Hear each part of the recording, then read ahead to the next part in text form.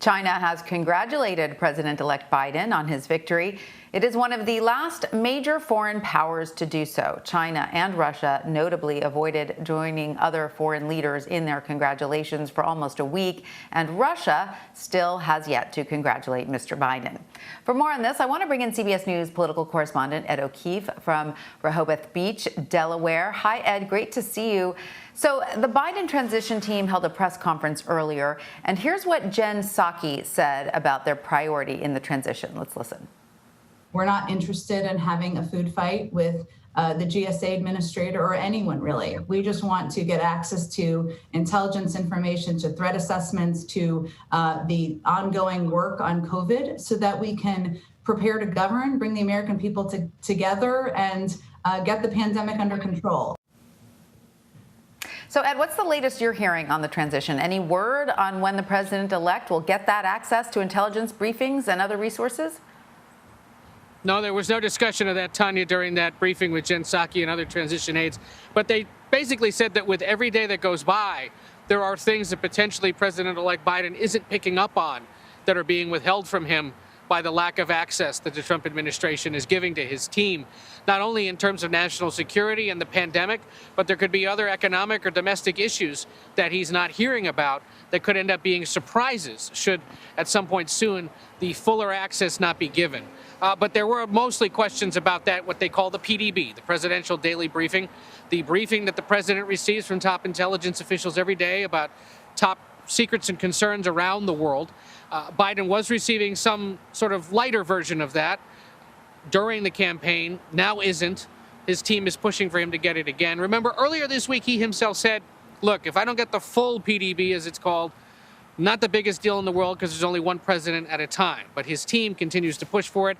His allies up on Capitol Hill, even Republicans now, as Paula pointed out in her report, saying that he should get it. Beyond that, they said they don't want to pick a legal fight with the General Services Administration about whether or not to get that access, but that they reserve the right to do so if this drags out for much longer. And the other interesting thing, if you're interested in serving in government, is that at some point next week on the Biden-Harris transition website, they will open up the job application section to allow people to apply for jobs with the Biden administration once it begins in January. Jobs are a good thing, Ed. And as you know, Ed, last night CBS News projected Biden would win Arizona, making him the first Democrat to do so since 1996. Talk to us about how significant this is. Well, Arizona was a state that the Biden team believed from really since May that they were able to get and that they would be able to flip from red to blue. And they were able to do it for a variety of reasons. One, the changing nature of the state of Arizona, the fact that so many people are moving into the state from places like California, means that the politics of the place is changing. Not only that, but there was, of course, growing support and growing dissatisfaction with President Trump and growing support for Biden among senior citizens in the state. Arizona has a sizable senior citizen population that lives there in retirement. The other, of course, is the Latino community, which had been mobilized not only by the Arizona Democratic Party and the Biden campaign, in fact, much less so by them than several other organizations that had been spending years mobilizing voters, especially in and around Phoenix and Maricopa County, to make it happen. So this was a big goal for the Biden campaign. They were able to do it, as CBS News has projected. Certainly the president still disputes that, and they'll continue to carry out whatever legal recourse is available to them. But a significant win there. And if they get Georgia as well, as it looks like they're going to, those were the two sort of southern Sun Belt reach states that Democrats had in mind, and Biden was able to pull it off. And Ed, the president is continuing to spread false claims about voter fraud, even as federal election officials are coming out with statements saying the 2020 election was, quote, the most secure in American history.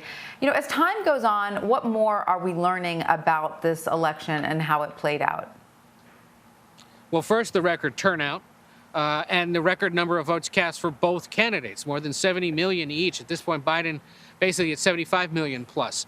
Those are record sums for a challenger to an incumbent, and one that was able to defeat the incumbent, but also for the losing candidate. And then the fact that we're essentially at or near 150 million plus. That is a record that has not been met in about 100 years or so. So a significant sign of how much interest there was in participating in this year's election. And yes, you saw federal officials last night from the Department of Homeland Security say safest election that they've seen in history, given the concerns that happened 4 years ago with potential foreign interference. Obviously, the Trump administration and Congress have spent the last 4 years preparing for the possibility of more of that this year. They're saying now it didn't happen. So that's another encouraging sign. And when it comes to the slow count that it continues to go on in Arizona, Georgia, North Carolina, Alaska, that's merely a reminder that it takes a while to count votes no matter what. It's just that not every year is your state potentially the one that could be the final or deciding factor in a presidential race. And look, all things being equal, at this point, Biden has crossed 270. So he's got what he needs, but the count continues and some of the legal disputes continue as well in several states. But repeatedly, it looks as if the Trump administration keeps hitting brick walls when it comes to the lawsuits they filed. Right.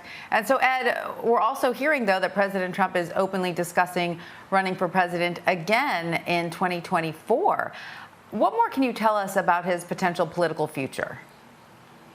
We know that he's preparing to launch what's called a leadership PAC, essentially an entity that can raise money on his behalf and that he can spend on political activity not only for himself, but potentially for other like-minded Republicans. It would, in essence, be the official way to keep himself in the mix in Republican and national politics across the country.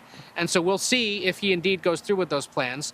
We've reported at CBS, other outlets have as well, that he is openly toying with the idea of at least remaining open to the possibility of running in 2024. There's precedence for this. Grover Cleveland did it. He served one term, left office, ran again 4 years later and won. Donald Trump could be the second president to do that because, remember, you got a 2-term limit. It doesn't say you have to serve them concurrently. And, you know, if he decides to at least keep his option open, he maintains his front runner status in the Republican Party. And all others who might have wanted to run in 24 would have to take their cues from him or be those 1 or 2 people willing to try to charge at him and take over control of the party and win the nomination. It's a reminder that as we get ready for a new presidency and see what, if anything, the Biden administration is able to do in those early months, if there is divided government, that at this exact same time, members of both parties will be thinking ahead not only to the 2022 midterm elections for control of Congress and state houses nationwide, but also to 2024, when, at least on the Republican side, there's an open contest. That's what I love about politics. It's always looking forward. All right. Well, Ed O'Keefe, thank you so much for joining us.